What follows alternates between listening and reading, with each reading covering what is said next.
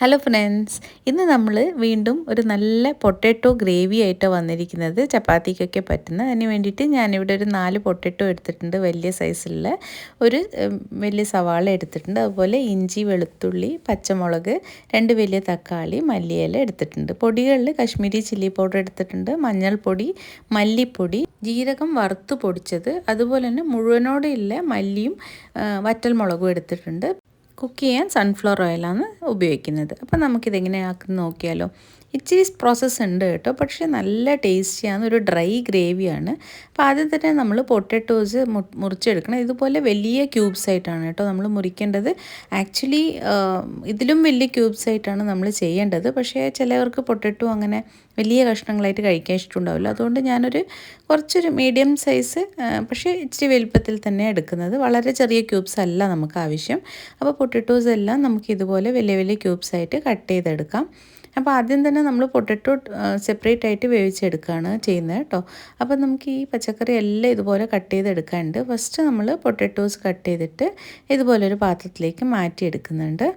അപ്പോൾ ഞാനിവിടെ 4 വലിയ പൊട്ടാറ്റോ ആണ് എടുത്തിട്ടുള്ളത്. നിങ്ങൾ എത്രയാണോ നിങ്ങൾക്ക് ആവശ്യം അതിനനുസരിച്ച് എടുക്കുക. പൊട്ടാറ്റോ ആണ് ഇതിലത്തെ മെയിൻ ഇൻഗ്രീഡിയൻറ്റ്. ഓക്കെ, ബാക്കിയെല്ലാം അതിൽ ഈ മസാലയ്ക്ക് വേണ്ടിയിട്ടുള്ള ഇതാണ്. അപ്പം നമ്മൾ ആദ്യം ഒരു കുക്കർ എടുത്തിട്ട്, ചെറിയൊരു കുക്കർ എടുത്തിട്ട് അതിനകത്തേക്ക് പൊട്ടാറ്റോസൊക്കെ ഇട്ട് കൊടുക്കുക. അത് കഴിഞ്ഞിട്ട് ആവശ്യത്തിന് കുറച്ച് ഉപ്പും അതുപോലെ തന്നെ കുറച്ച് മഞ്ഞൾപ്പൊടിയും ഇട്ടിട്ട് നമ്മൾ ഈ ആവശ്യത്തിന് വെള്ളം ഒഴിച്ചിട്ട് ഇത് നമ്മൾ കുക്ക് ചെയ്യാൻ വയ്ക്കുക. ഓക്കെ, അപ്പോൾ പൊട്ടാറ്റോ ഒരു 3 to 4 വിസിൽസ് വെച്ചാൽ നല്ല പാകമായിട്ട് വെന്ത് വരും. അപ്പോൾ ഇതൊരു കുറച്ച് ഡ്രൈ ഡിഷ് ആയതുകൊണ്ട് നമുക്ക് ഇതിനകത്തേക്ക് ഒത്തിരി വെള്ളത്തിൻ്റെ ആവശ്യം വരുന്നില്ല. പക്ഷേ ഓക്കെ, നിങ്ങളിപ്പം കൂടുതൽ ഗ്രേവി ഇഷ്ടപ്പെടുന്നവരാണെങ്കിൽ നിങ്ങൾക്ക് ഇത് കുറച്ച് ലൂസ് കൺസിസ്റ്റൻസിയിലാക്കാം. പക്ഷേ ഇതിൻ്റെ ടേസ്റ്റ് കുറച്ച് ഡ്രൈ ആയിട്ട് ചെയ്യുമ്പം തന്നെയാണ്.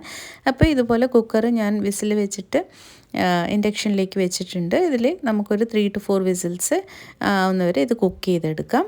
ഇനി നമുക്ക് ബാക്കിയുള്ള കട്ടിങ്സാണ് ചെയ്യേണ്ടത്. അപ്പോൾ നമ്മൾ പൊട്ടാറ്റോ ഇവിടെ വേവുന്നുണ്ട് കേട്ടോ.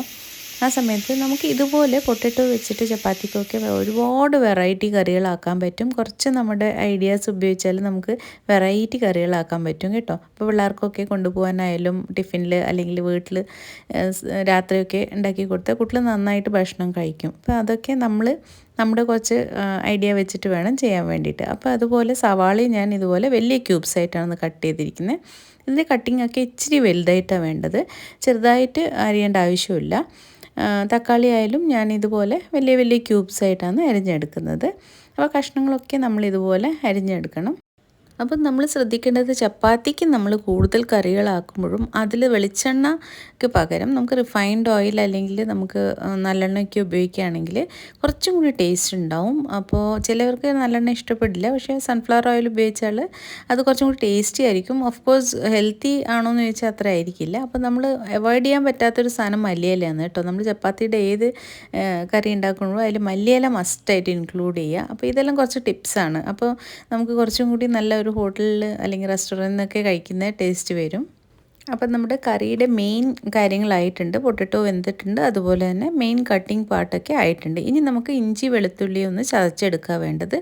അതും ഇതുപോലെ ജിഞ്ചർ ഗാർലിക് പേസ്റ്റ് ഇടുന്നതിനേക്കാളും ഞാൻ പ്രിഫർ ചെയ്യുന്നത് എപ്പോഴും നമ്മൾ ഇതുപോലത്തെ നമ്മൾ ഇൻസ്റ്റൻറ്റേനിയസ്ലി അപ്പം തന്നെ ഉണ്ടാക്കുന്നതാണെങ്കിൽ കുറച്ചും കൂടി ടേസ്റ്റ് ഉണ്ടാവും, അതിന് കുറച്ചും കൂടി ഫ്ലേവർ ഉണ്ടാവും. ഓക്കെ, അപ്പോൾ നമ്മൾ ഇതുപോലെ ഇഞ്ചി വെളുത്തുള്ളി ഒന്ന് കല്ലിലിട്ട് ചതച്ചെടുത്തിട്ടുണ്ട്. ഇനി നമ്മളുടെ ബാക്കിയുള്ളത് അതിൻ്റെ മിക്സിങ്ങും കുക്കിംഗ് പ്രോസസ്സാണ്. ബാക്കിയുള്ള മിക്സിങ് പ്രോസസ്സാണ് മെയിനായിട്ട്. അതിന് മുന്നേ ആയിട്ട് നമുക്കൊരു ഇമ്പോർട്ടൻ്റ് ആയിട്ടുള്ളൊരു ഇൻഗ്രീഡിയൻ്റ് ഉണ്ട്. ഈ കറിയുടെ മെയിൻ ടേസ്റ്റ് അതാണ്. അപ്പോൾ നമ്മൾ അടുപ്പ് ഓണാക്കിയിട്ട് അതിലേക്ക് ഈ മുഴുവനായിട്ടുള്ള മല്ലിയും അതുപോലെ തന്നെ വറ്റൽമുളകും ഉണ്ടല്ലോ, അത് നമ്മളൊന്ന് നന്നായിട്ട് ചൂടാക്കിയെടുക്കണം. അത് ഭയങ്കര ഇമ്പോർട്ടൻ്റ് ആണ്. ഈ കറിയുടെ മെയിൻ ടേസ്റ്റ് അതാണ് കേട്ടോ. അപ്പോൾ അതൊന്ന് ഇതുപോലെ ഡ്രൈ റോസ്റ്റ് ചെയ്തെടുക്കണം. അപ്പോൾ ഒരു കുറച്ച് നേരം, ഒരു 1 മിനിറ്റ് നമ്മളിതുപോലെ ചൂടാക്കുമ്പോഴേക്കും നല്ലൊരു സ്മെല്ല് വരും. അപ്പം നമ്മൾ ഇത് കൂടാതെ മല്ലിപ്പൊടിയും മുളക് പൊടിയൊക്കെ ഇട്ടിട്ടുണ്ട്. പക്ഷേങ്കിൽ അത് നമ്മൾ അതിൻ്റെ എരിവ് അതുപോലെ അതിൻ്റെ ക്വാണ്ടിറ്റി അതിനനുസരിച്ച് ബാലൻസ് ചെയ്തിട്ട് വേണം ഇടാൻ. ഒരുപാടായി പോകരുത്. ഇത് കണക്കിലെടുത്തിട്ട് വേണം അത് ഇടാൻ വേണ്ടിയിട്ട്. ഓക്കെ, അപ്പോൾ അത് ഒന്ന് തണുത്ത് കഴിയുമ്പോഴേക്കും നമുക്കിതുപോലെ ഒരു ഇതിൽ വെച്ചിട്ട് നമുക്കൊരു ബ്ലെൻഡറിൽ വെച്ചിട്ട് ഒന്ന് പൊടിച്ചെടുക്കാം.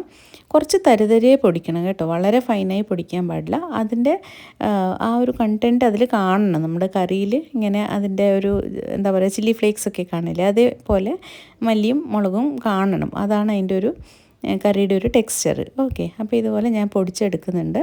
അപ്പോൾ ഞാൻ നിങ്ങൾക്ക് കാണിച്ചു തരാം. കുറച്ച് തരിതരിയായിട്ട് ഞാൻ പൊടിച്ചിട്ടുള്ളത് ഇതുപോലെ ഇരിക്കും. ഓക്കെ, കോഴ്സ് ഗ്രൈൻഡിങ് എന്ന് പറയും. ഇങ്ങനെ ഗ്രൈൻഡ് ചെയ്ത് എടുക്കണം. അപ്പോൾ ഇതും ഒരു ഇമ്പോർട്ടൻറ്റ് സ്റ്റെപ്പാണ്. ഈ കറീൻ്റെ മെയിൻ ടേസ്റ്റാണിത്. ഇനി നമുക്കിതെല്ലാം കൂടിയിട്ട് മിക്സിംഗ് ആണ് മെയിനായിട്ട്. അപ്പോൾ അടുപ്പ് കത്തിച്ചിട്ട് ഞാനൊരു കട്ടിയിലെ ചീനച്ചട്ടി വെച്ചിട്ടുണ്ട്. അത് ചൂടാവുമ്പോൾ അതിനകത്തേക്ക് നേരത്തെ പറഞ്ഞ പോലെ സൺഫ്ലവർ ഓയിലാണ് ഉപയോഗിക്കുന്നത്. ഒരു 1 to 1.5 ടേബിൾ സ്പൂൺ എണ്ണ മതിയാവും. അത്ര തന്നെ വേണ്ട, ഞാൻ വളരെ കുറവ് എണ്ണയിലാണ് യൂഷ്വലി കുക്ക് ചെയ്യുക. അപ്പോൾ അതിനകത്തേക്ക് നമ്മൾ ആദ്യം തന്നെ ഈ സവാള, നമ്മൾ കട്ട് ചെയ്ത് സവാള ഇട്ട് കൊടുക്കുക. അതുപോലെ തന്നെ ഇഞ്ചി വെളുത്തുള്ളി പേസ്റ്റും പച്ചമുളകും ഇട്ട് കൊടുക്കുക. അപ്പോൾ ഇതൊന്ന് നന്നായിട്ടൊന്ന് വഴറ്റിയെടുക്കണം. അപ്പോൾ ഒരു ഡ്രൈ സബ്ജി ആയതുകൊണ്ട് നമുക്ക് ഈ കഷ്ണങ്ങൾ ഞാൻ പറഞ്ഞല്ലോ കുറച്ച് വലിയ രീതിയിലാണ് നമുക്ക് ഈ സബ്ജിയിൽ ആവശ്യമുള്ളത്, ഈ കറിയിൽ ആവശ്യമുള്ളത്. അപ്പം നമ്മൾ അതിനനുസരിച്ച് കുറച്ച് ടൈം കൊടുത്തിട്ട് വേണം ഇത് വഴറ്റാൻ വേണ്ടിയിട്ട്. സവാളയൊക്കെ വലിയ ക്യൂബ്സ് ആണല്ലോ, അപ്പോൾ ഇച്ചിരി സമയം എടുക്കും. നമ്മൾ കുറച്ച് സമയം ഒന്ന് ക്ഷമയോടെ ഇത് വഴറ്റിയെടുക്കണം. അപ്പം ഉള്ളി ഒന്ന് നന്നായിട്ട് വാടി വരണം, സവാള ഒന്ന് നന്നായിട്ട് വാടി വരണം. അതുവരേക്കും നമ്മളിത് ഇങ്ങനെ ഇളക്കി കൊടുക്കണം. ഇപ്പോൾ ഏകദേശം ലൈറ്റ് ഒരു ഗോൾഡൻ കളറായിട്ട് വന്നിട്ടുണ്ട്. ഈ സമയത്ത് നമുക്കിതിനകത്തേക്ക് ഈ പൊടികളൊക്കെ ഇടാം. അപ്പോൾ ആദ്യം തന്നെ ഞാൻ ആഡ് ചെയ്യുന്നത് ഇവിടെ മഞ്ഞൾപ്പൊടിയാണ്.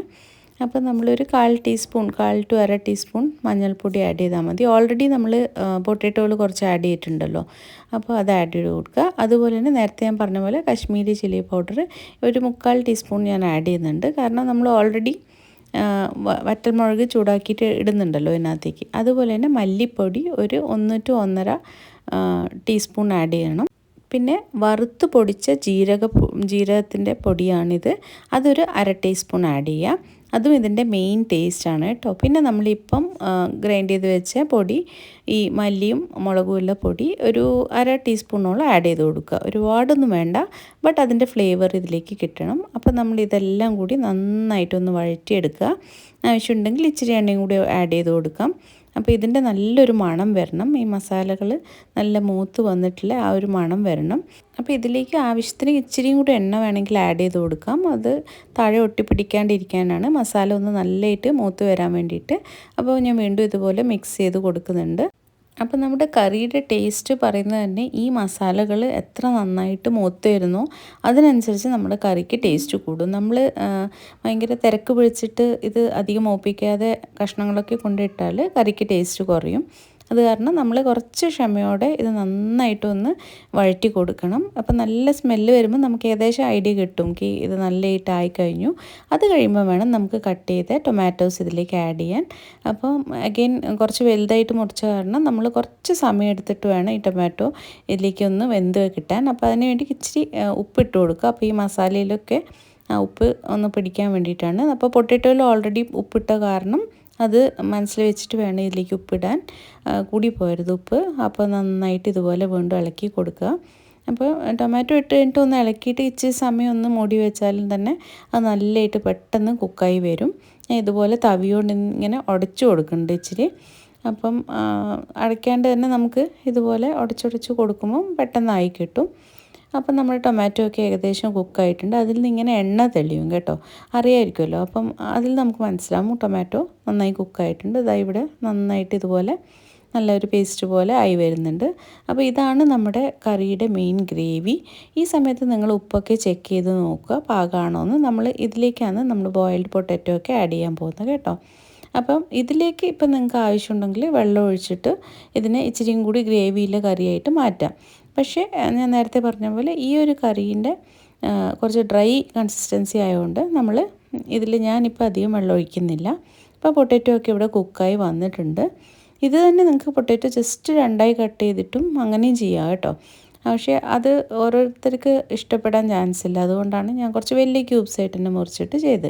ഇനി ഈ വെന്ത പൊട്ടാറ്റോ നമ്മളിതുപോലെ ഒരു അരിപ്പക്കയിൽ പോലെ അങ്ങനത്തെ എന്തെങ്കിലും എടുത്തിട്ട് ഈ വെള്ളം സ്ട്രെയിൻ ചെയ്തിട്ട് ഇങ്ങനെ എടുത്തിട്ട് നമുക്ക് ഈ ഗ്രേവിയിലേക്ക് ഇട്ട് കൊടുക്കാം.